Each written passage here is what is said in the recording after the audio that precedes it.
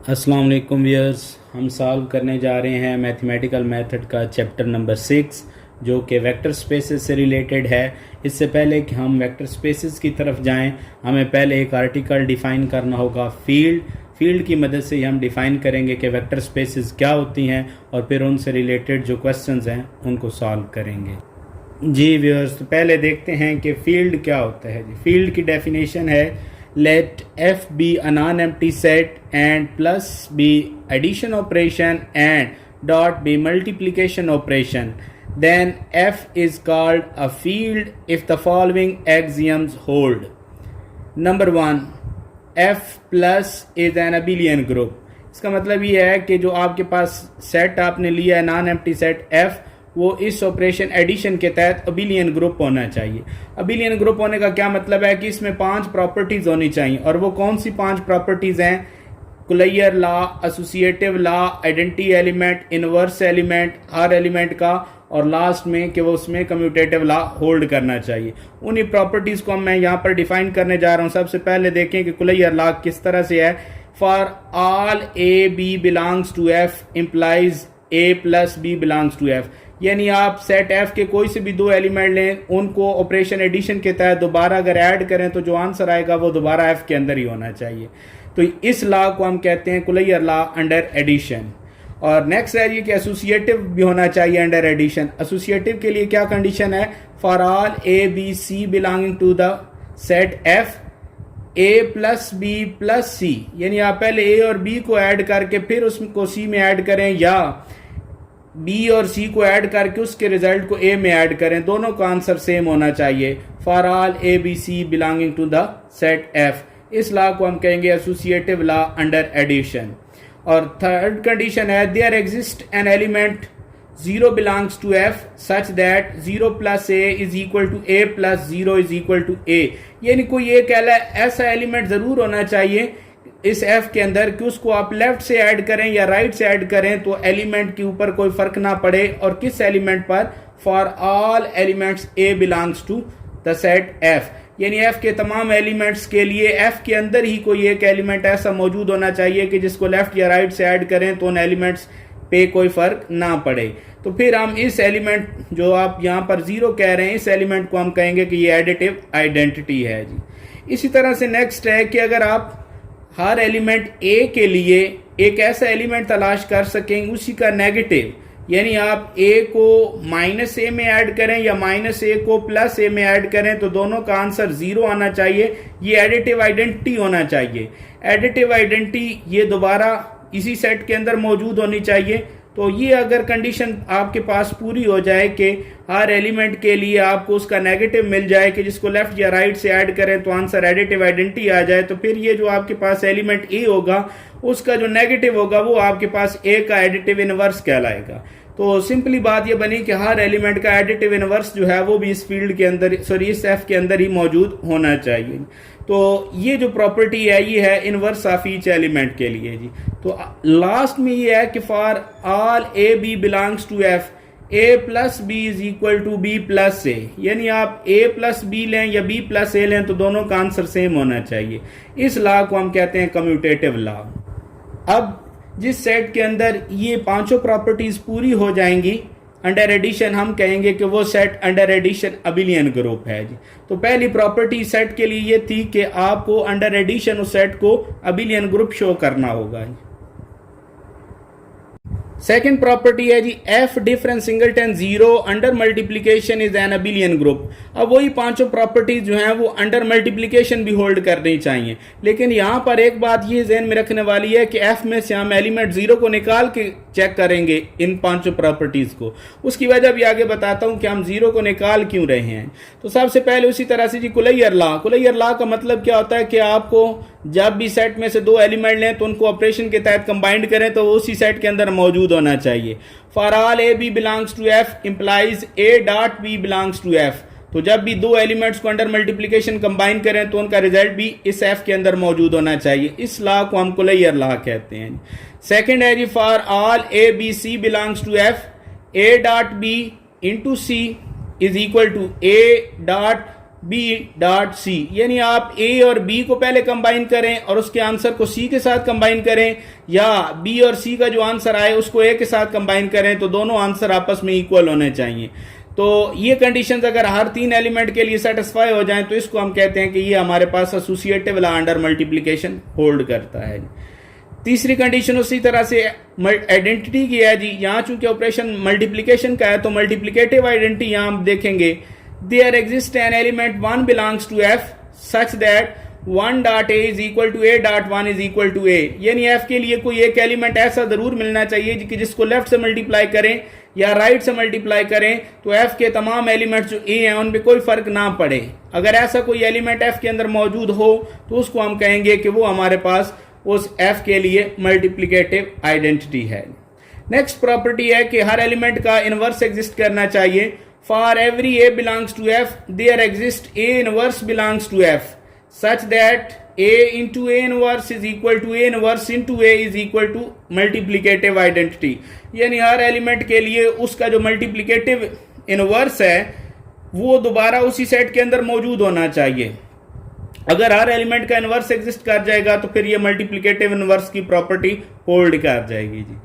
Last में है जी इसकी जो 5वीं प्रॉपर्टी है, for all A B belongs to F a dot b is equal to b dot a, यानी अंडर मल्टीप्लिकेशन जो आपके पास ऑपरेशन है मल्टीप्लिकेशन का ये कम्यूटेटिव होना चाहिए। तो ये 5 प्रॉपर्टीज अगर सेटिस्फाई हो जाएं तो हम इस set F difference singleton zero को कहेंगे कि ये हमारे पास अबिलियन ग्रुप है अंडर मल्टीप्लिकेशन। और डिफरेंस इसी वजह से लिखा था कि जीरो को हमने निकाला इस वजह से है कि ये जो इनवर्स वाली प्रॉपर्टी है ये हमारे पास होल्ड नहीं करती अगर सेट के अंदर जीरो मौजूद हो, क्योंकि जीरो का मल्टीप्लिकेटिव इनवर्स एग्जिस्ट नहीं करता जी।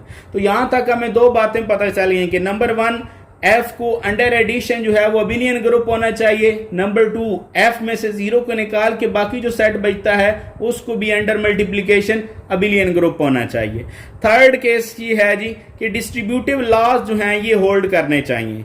For all A b c belongs to F a dot b plus c is equal to a dot b plus a dot c, इस लॉ को हम कहेंगे लेफ्ट डिस्ट्रीब्यूटिव लॉ क्योंकि ये left से distribute हो रहा है। और सेकंड है a plus b dot c is equal to a dot c plus b dot c, इसको हम कहेंगे राइट डिस्ट्रीब्यूटिव लॉ, ये राइट से डिस्ट्रीब्यूट हो रहा है जी।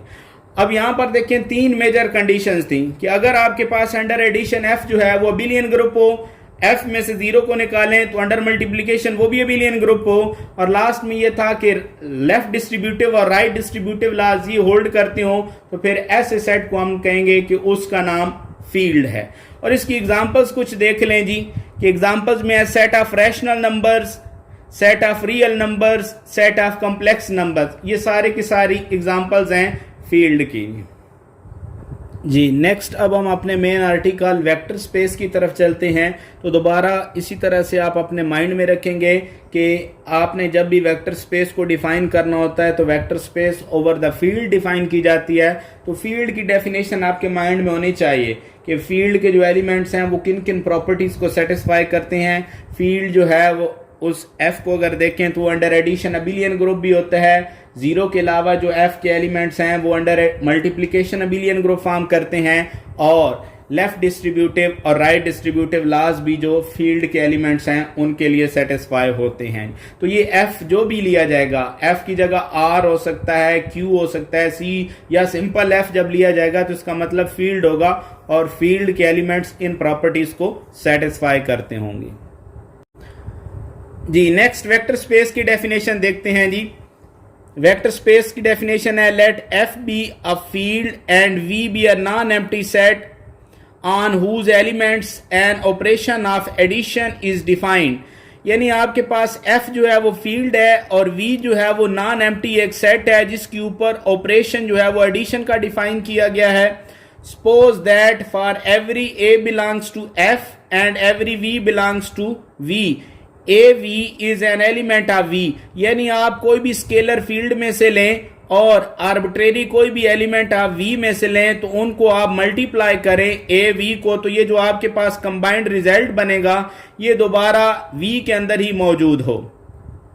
तो इसको हम कहेंगे क्या, then V is called a vector space over F is the if the following axioms hold. हम ये कहते हैं कि अगर आपके पास F फील्ड है और V नॉन एम्प्टी सेट है जिसके अंदर एडिशन डिफाइन कर दी गई है कि उसके एलिमेंट्स में एडिशन इस तरह से होगी, और सेकंड स्केलर मल्टीप्लिकेशन डिफाइन की गई है कि अगर आप फील्ड का कोई एलिमेंट A लें और V का एलिमेंट V लें तो उनको मल्टीप्लाई करने के बाद हर कॉम्बिनेशन इस तरह का जो है वो दोबारा इस V के अंदर मौजूद है, तो हम ये कहेंगे कि V जो है ये वेक्टर स्पेस कहलाएगी उस वक्त जब V इन प्रॉपर्टीज को सेटिस्फाई कर दे। और V किन प्रॉपर्टीज को सेटिस्फाई करे? Number 1, V is an abelian group under addition, यानी V को अंडर एडिशन अबिलियन ग्रुप होना चाहिए। अब V के एलिमेंट्स के लिए अंडर एडिशन वही पांचों प्रॉपर्टी सेटिस्फाई होनी चाहिए। कौन सी जी? नंबर 1 कुलैयर लॉ, यानी आप कोई भी दो एलिमेंट लें V के तो U प्लस V जो है वो दोबारा V के अंदर ही मौजूद होना चाहिए for all U V belongs to V।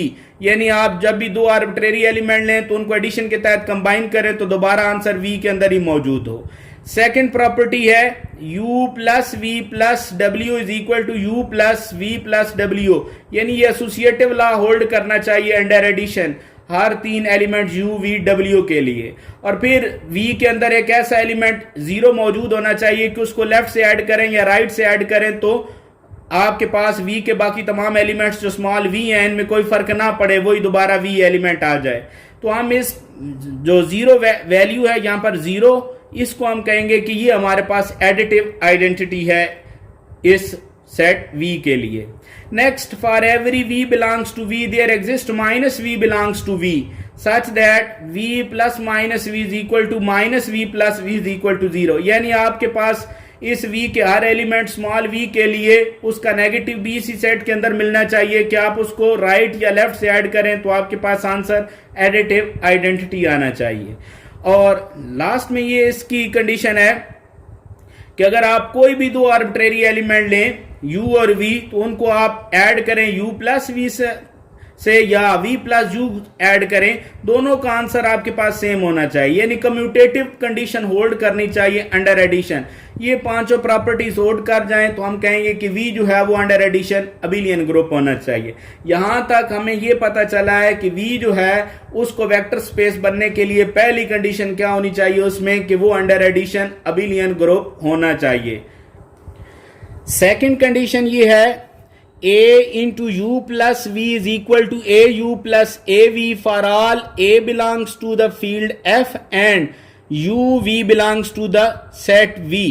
अब यहां पर ये हम कह रहे हैं कि बाहर जो हमने एलिमेंट लिया है वो फील्ड का है और अंदर जो दोनों एलिमेंट्स हैं ये हमने V के एलिमेंट लिए हैं। अब बाहर स्केलर है और अंदर जो हम दोनों एलिमेंट ले रहे हैं ये V के एलिमेंट हैं, यानी स्केलर बाहर से जो है वो डिस्ट्रीब्यूट हो सकता हो। यहां पर डिस्ट्रीब्यूटिव लॉ होल्ड कर रहा है, लेकिन यहां चूंकि बाहर स्केलर है तो लेफ्ट डिस्ट्रीब्यूटिव लॉ जो है वो स्केलर के लिए होल्ड करना चाहिए। आप इस तरह से कह सकते हैं कि V के एलिमेंट्स को अगर हम यहां पर कंसिडर करें कि वो वेक्टर्स हैं तो फिर हम इस तरह से कह सकते हैं कि scalar is left distributive over vectors. और यहां पर नेक्स्ट प्रॉपर्टी जो है इसमें हम A और B दो स्केलर ले रहे हैं फील्ड से और स्मॉल v जो है वो हम V से ले रहे हैं, कैपिटल V से, और ये लिख रहे हैं इस तरह से A plus V into V is equal to AV plus BV।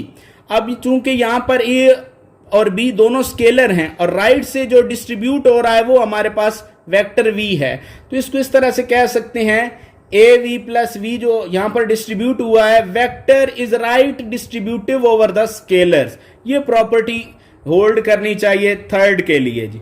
और फोर्थ जो है वो हमारे पास एसोसिएटिव लॉ है, लेकिन स्पेशल एसोसिएटिव लॉ है इस तरह से कि A और B जो है ये दोनों हमारे पास फील्ड के एलिमेंट्स हैं और V जो है वो हमारे पास इस कैपिटल V का एलिमेंट है। तो A into B V is equal to AB into V, यानी ये स्केलर एसोसिएटिव लॉ जो है ये होल्ड कर रहा है, लेकिन इस तरह से होल्ड कर रहा है कि आपने जो बाहर एलिमेंट लिया है ये भी फील्ड का है और जो अंदर मल्टीप्लाई हो रहा है ये भी फील्ड का एलिमेंट है, और इसको आप सॉल्व करते हुए इन दोनों स्केलर्स को बाहर शिफ्ट कर सकते हो। तो फिर इस प्रॉपर्टी को हम ये कह सकते हैं कि ये जो एसोसिएटिव लॉ है ये स्केलर और वेक्टर्स के कॉम्बिनेशन के साथ होल्ड करना चाहिए, दो स्केलर्स और एक वेक्टर के साथ। और आखिरी कंडीशन जो इसके अंदर है वो इस तरह से है कि आपको फील्ड का जो एलिमेंट 1 है उसके लिए अगर इस v के तमाम एलिमेंट के साथ ये कंडीशन मिल जाए कि आप उन तमाम की जो स्केलर मल्टीप्लिकेशन है वो 1 के साथ लें,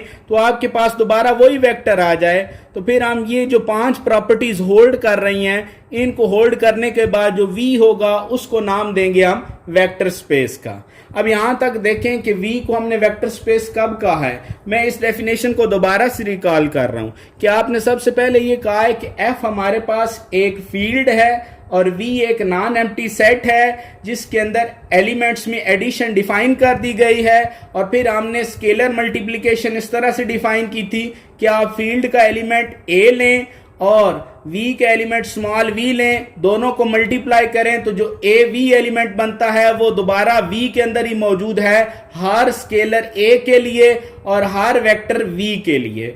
तो ये जो आपके पास दूसरी कंडीशन है, इसको हम इस तरह से कह सकते हैं कि स्केलर मल्टीप्लिकेशन भी डिफाइन कर दी गई।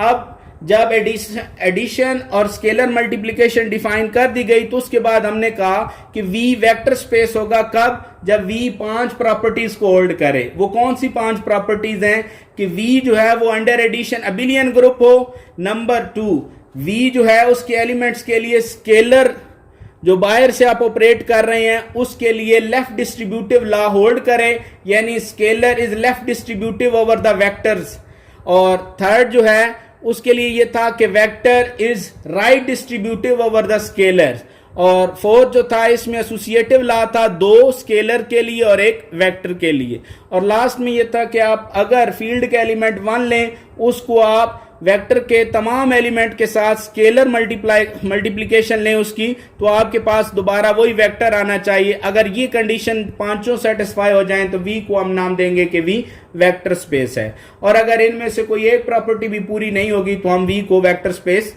नहीं कह सकते।